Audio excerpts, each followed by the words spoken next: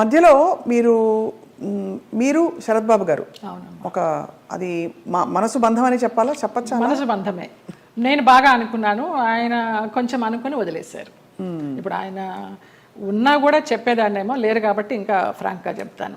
ఆయనతోనే యాత్రలన్నీ చేశాను. మహానుభావుడు, దేవుడు నాకు ఒక గైడ్ని పంపించాడు అనుకున్నాను, లేకపోతే నేను అన్ని యాత్రలు చేసేదాన్ని. చాలా చాలా మంచి వ్యక్తి, అందులో ఏమీ సందేహం లేదు. ఒకరు రూపాయి తినరు, ఒకరికి పెట్టరు. ఆయన ఫ్యామిలీ వరకు ఆయన చూసుకుంటారు కానివ్వండి, అది లేదు, ఆ గుణం లేదు. ఆ టైంలో మిమ్మల్ని వివాహం చేసుకునే టైంలో కొంతమంది ఇండస్ట్రీ ప్రముఖులే ఆపారు ఆయన్ని, లేకపోతే మీ తెలుసు పెళ్ళయి సెటిల్ అయ్యేవారు కూడా అంటారు. నిజం, చాలా ఆలోచనలు చేశాము. ఒక బిడ్డను కూడా కందామని ఆలోచన చేశాము, దానికి అన్ని ప్లానింగ్స్ వేసుకున్నాము. తర్వాత ఆయన ఆలోచిస్తూ ఉంటారు, సంవత్సరాల తరబడి ఆలోచిస్తూ ఉంటారు. ఒక విషయం చెప్తే ఒక 100 రకాలుగా ఆలోచించి, లలిత ఇలా వద్దేమో, అలా వద్దేమో, మనం ఎవరన్నా కానీ వాళ్ళు మన ఇద్దరం పోయామనుకో, అమ్మాయిని ఆస్తి కోసం ఏమన్నా చేస్తారేమో, ఇలాగంతా కూడా చెప్పేవారు. నేను చాలా ఫ్రాంక్గా ఫస్ట్ టైం చెప్తున్నాను. నేను వాళ్ళ ఫ్యామిలీ మెంబర్స్ నేనేమి లెక్క చేసేది లేదు. వాళ్ళ ఫ్యామిలీ మెంబర్స్లో ఒక తమ్ముడు నాతో చాలా క్లోజ్గా ఉంటాడు, ఒక తమ్ముడు ఫ్యామిలీ. ఇప్పుడు కూడా వారి అబ్బాయి మీతో టచ్లో ఉన్నాడు ఉన్నాడు అని అంటారు. అంటే పిల్లలాగానే ఎక్కడా మిమ్మల్ని ఒక శత్రువుగా చూడలేదు కుటుంబానికి? లేదు లేదు, కుటుంబానికంటే వారి కుటుంబానికి. వారి కుటుంబంలో ఎవరికి నేను పెద్ద తెలియదు, మా మధ్య ఏం జరిగిందని కూడా ఎవరికి తెలియదు. ఈ తమ్ముడు గారి ఫ్యామిలీకి తప్పించి వాళ్ళకు కూడా అంతంతే పైపైనే. నాకు ఆయనకి పరిచయం ఉందనే తప్పించి కొంచెం డీప్గా వెళ్ళామనేది తెలియదు. మీరు రమాప్రభ గారితో చాలా క్లోజ్ కదా ఒక టైంలో. రమాప్రభ గారు శరత్ బాబు గారిని చాలా విమర్శించేవారు, చాలా ఇంటర్వ్యూలో బహిరంగంగా తిట్టారు. ఎందుకు మీ దృష్టిలో ఎందుకు ఇంత మంచి వ్యక్తి అని మీరు చెప్తున్నారు? మీ మనసుతో చూస్తే అవును కదా, కరెక్ట్ అనిపిస్తుంది. ఎందుకంటే మీరు ఎవరిని అసలు మిమ్మల్ని హాని చేసిన వాళ్ళనే మీరు జడ్జి చేయని వ్యక్తి.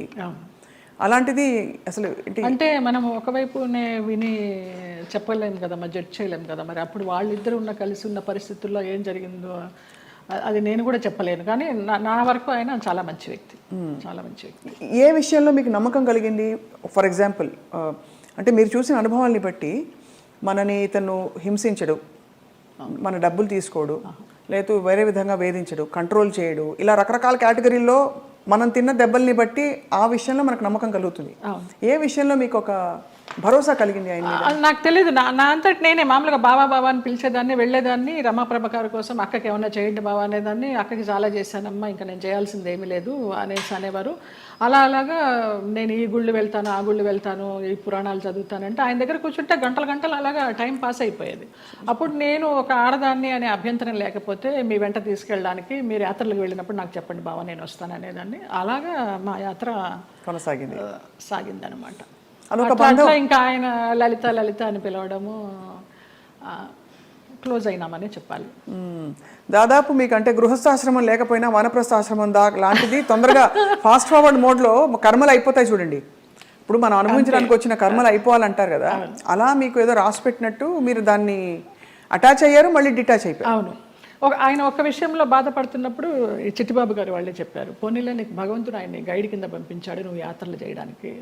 ఆయన పోయినప్పుడు బాధపడితే మంచి వ్యక్తి వెళ్ళిపోయారు అనేసి అన్నారు. ఇంకా అప్పటితో ఆ ఆలోచన కూడా లేదు. ఇంకా వెళ్ళాను, హాస్పిటల్కి వెళ్ళేదాన్ని, చూసేదాన్ని, అసలు మన సృహలోనే లేరు. లాస్ట్ ఇయర్ February 14th నాడు, వ్యాలంటైన్స్ డే నాడు హాస్పిటలైజ్డ్ అయిన మనిషి May 21st నాడు పోయినారు. చూడలేకపోయారు కదా? చూడలేకపోయిన వాళ్ళం. బావా బావా అని పిలిచేదాన్ని, అయ్యప్ప అని పిలిచేదాన్ని ఆయన్ని. ఆయన ఆధ్వర్యంలో ఇరుముడి కట్టుకుని నేను మండలం రోజులు అయ్యప్ప దీక్ష చేసి అయ్యప్పకే వెళ్ళాను. ఆయనతో వెళ్ళాలనుకున్నాను కానీ వెళ్ళలేకపోయినాను, నేను విడిగా వెళ్ళాను. అప్పుడు నేను ఇరుముడి కట్టుకునేటప్పుడు ఆయనే చెప్పారు నాకు మంత్రాలన్నీ. అట్లా అయ్యప్ప అని నా ఫోన్లో కూడా తత్వమసి అని ఫీడ్ అయి ఉంటుంది ఆయన పేరు, అయ్యప్ప తత్వమసి. అంటే ఎంత మీరు మనసులో ఆయనకి చాలా చాలా ఆరాధించాను. ఆయనకి సేవ చేసుకుంటూ అలా ఉండిపోవాలనుకున్నాను, బట్ భగవంతుడు పడనిలా. లేదు, రుణం లేదు. అది అంతేనండి, బంధాలు బంధాలు అంతేనా? మరి అంతే అనుకోవాలి. రుణం ఉన్నంత వరకు మనం కలిసి ఉంటాం, తర్వాత అంతే. కూడబెట్టిన పుట్టిన వాళ్ళు మన బిడ్డలే.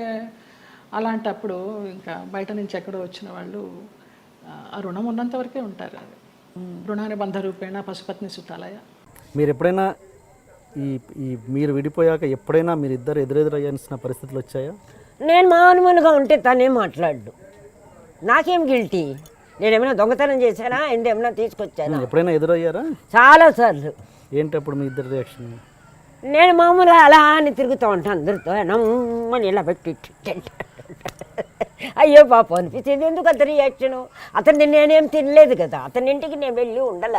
అతను అంత రియాక్షన్ ఇవ్వాల్సిన అవసరమే లేదు, ఏ విధంగా చూసినా లేదు. అది మాత్రం చెప్పగలనండి. ఏ విధంగా చూసినా నాకు అతను రియాక్షన్ ఇచ్చేంత సీన్ లేదు. నేను నవ్వుకుంటుంది. ప్రాపర్టీ వెంటక పోతే ప్రాపర్టీ కావాలండి. మనిషి కుళ్ళిపోయి చచ్చిపోతే కూడా బయట దిక్కు లేనప్పుడు ఆ ప్రాపర్టీ ఎందుకండి? అందుకని ప్రాపర్టీ మెటీరియల్ తీసేస్తే నాకేం గిల్టీ లేదు. నేను అంతకుముందే సినిమా దాన్నండి. నేను 13-14 ఏళ్ళకే సినిమా దాన్ని. నాకెందుకు ఉంటుంది గిల్టీ? నన్ను చూసి నువ్వు సీరియస్గా మొహం పెట్టడం ఏంటి? నవ్వుతాను, కామెడీగా ఉంటుంది నాకు. అది నేను పెట్టాలి. అంటే ఏంటి మరి ఫంక్షన్లో కలిసారా లేకపోతే ఒకే సినిమాలో కలిసి? చాలా షూటింగ్లో ఎక్కడ సినిమాల్లో కలిసి చేశారా తర్వాత? విడిపోయిన 10 రోజులకే ఓ అమ్మ కదా ఆమె కదా ఏదో మధుసూదన్ రావు గారి ఎలక్షన్లో మోహన్ జయసుధ కాంబినేషన్లో మీ ఇద్దరు సూపర్ కాంబినేషన్. అప్పటికే విడిపోయినా డైరెక్టర్కి తెలియదు. అది ఇవన్నీ మామూలు. అది ఒక సీన్ అండి. సీన్ కొద్ది రోజులు జరిగింది అంతే. సినిమా సీన్ కొద్ది ఎక్కువ రోజులు జరిగింది. ఈ విషయం నాకు నిజంగా చెప్పనండి, మీరు నమ్మరు, అస్సలు గుర్తే లేదండి. ప్రామిస్గా నమ్మాలి. ప్రామిస్ అక్కర్లే, నాకు గుర్తులేదు. సినిమా చూసినా కూడా ఎప్పుడైనా చూస్తే ఎట్లా కలిసి ఉన్నామా, అసలు మేము ఉన్నామా అని అనిపించింది. ఇది నిజం. ఇది తప్పేం కాదు, అంటే లోపల లేదు. నాకు గిల్టీ ఉండదండి. గిల్టీ ఏమైనా మర్డర్ చేశానా, బ్రాతలు చేశానా? ఒకవేళ ఏదన్నా చేసి ఉంటే కూడా ఎస్ అంట. నాకుంది అర్హత ఎస్ అనడానికి. నీకేముంది? నేను నీది తినలా. రెండోది, అందరికీ తెలిసిన ఏమంటారు ఓపెన్ కథలు ఉన్నాయి కదండి. నా హిస్టరీ మీకు తెలీదా? సినిమాది పర్సనల్ తెలిస్తే మీ హిస్టరీ తెలీదా? దీంట్లో అబద్ధం ఎందుకు? అసలు అబద్ధమో నిజమో బాగున్నాం కదా, మళ్ళీ అది వేస్ట్. అది ఏదైనా వర్త్ ఉన్న సబ్జెక్ట్ ఉంటే మాట్లాడినా వర్త్ ఉంటుంది, వర్తే లేని సబ్జెక్ట్ వేస్ట్. ఇప్పుడు సపోజ్ ఎవరిది తప్పు అన్నది పక్కన పెట్టేస్తే, సపోజ్ శరత్ బాబు గారు తను రియలైజ్ అయ్యారనుకున్నా అయ్యి మీ దగ్గర 100% హ్యాపీగా రిసీవ్ చేసుకుంటా. ఎందుకంటే ఇప్పుడు నాకు చెప్పాను కదా, నాకు లింగభేదమే లేదు. అది ఒక రిలేషన్ అనుకుంటా అంతే. హ్యాపీగా గర్వంగా ఫీల్ అవుతా. నాకు ఈగో లేదు, కాంప్లెక్స్ లేదు, అటాచ్మెంట్ లేదు, రిటాచ్ లేదు. మీరు వస్తే ఎంతో, నాకు అతను వచ్చినా అంతే. That's all.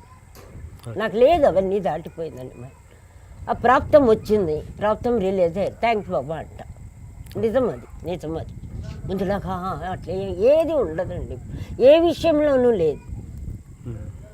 అట్లా అది మీరు అది ఇంట్లో పెద్ద భాషలో నిర్లుప్త అనుకోండి, లేకపోతే బ్లాంక్నెస్ అనుకోండి, నాకు తెలియదండి. ఏది రావటంలో. లేకపోతే ఇంతసేపు మీతో మాట్లాడినండి నేను. ఐఎమ్ సారీ, నేను మాట్లాడను.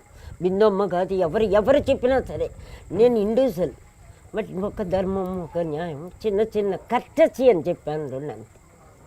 మీరు నా మీద చూపిస్తున్న ప్రేమకు కూడా నేను కర్టసీగా ఉంటాను. That's all. కమర్షియల్గా తీసుకుంటే ఒక పైసా లేదు, ఓన్లీ కర్టసీ తప్ప. అందుకని ఆ బ్లాంక్నెస్ కూడా బ్యాడ్ ఫీలింగ్ అవ్వచ్చు, గుడ్ ఫీలింగ్ అవ్వచ్చు.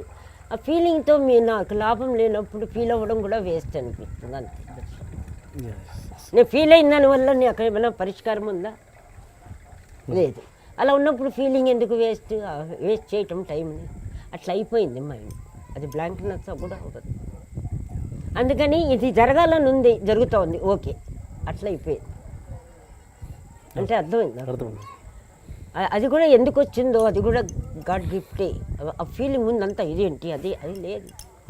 ఓకే అంటే చెప్పగలుగుతున్నా, మాట్లాడుతున్నా, చెప్తున్నా.